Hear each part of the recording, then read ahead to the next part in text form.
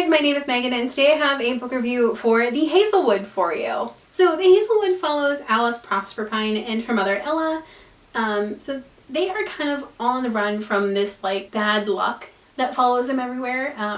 So Alice's grandmother is an author and she wrote this very like super popular indie published book of fairy tale stories that are super dark and bloody and just brilliant. Ella and her mother have basically been on the run from this bad luck, and when Alice's grandmother dies, they stop running because they think all of this bad luck has just stopped. And then one day Alice's mother is kidnapped out of nowhere, and Alice and this boy that she knows from her school, who is a like super fan of her grandmother's, basically take off on this adventure to find Alice's mother. And that's kind of the basics that you need to know going into the story. You don't want to know too much more going in because this story is so much more than this description.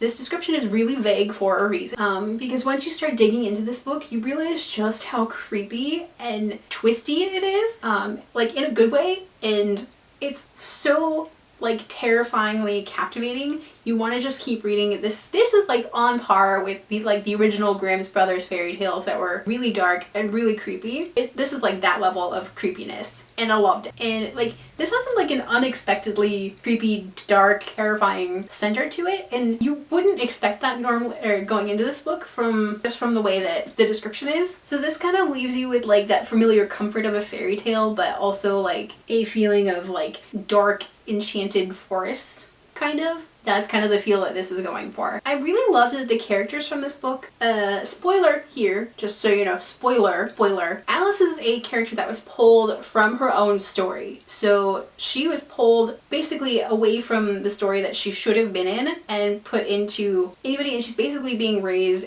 as a normal human rather than being raised as a story, which is really interesting. I love this concept for this book. It's kind of like taking your favorite characters from their own stories and dropping them into a new one out of nowhere. So that was really cool. And it kind of saved her for the most part from this tragic story. And I just love the concept of this because you get to see this land. So you get to see New York as basically our time New York, and then you get to see the hinterland and the woods between them as fairy tale characters come and go between the two different lands. It is so weird and creepy and unique, and I love that regular people are like trapped in these stories, and they tell people, new arrivals, don't mess with the stories because they're creepy and you could die. I find that so amusing, and it's just so interesting to me how both fairy tales and reality meshed so well into like this unique storyscape. I don't know, this book was just so good, and like that weird creepy, it's got these weird creepy vibes to it that are just fantastic,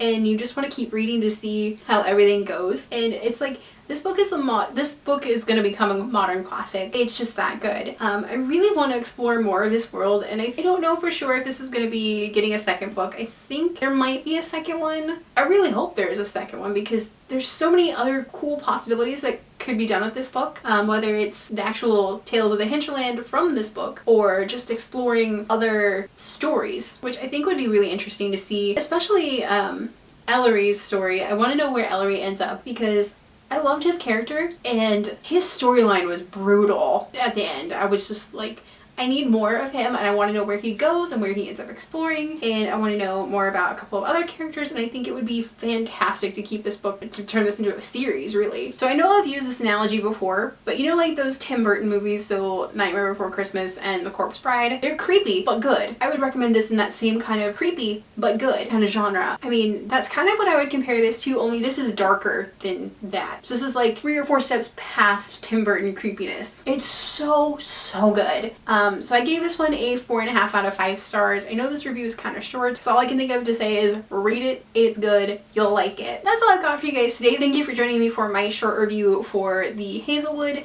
It really is a masterfully dark, twisted fairy tale. So if you guys haven't already, go ahead and hit the subscribe button down below. You can also hit the notification button to get notifications when I post a new video.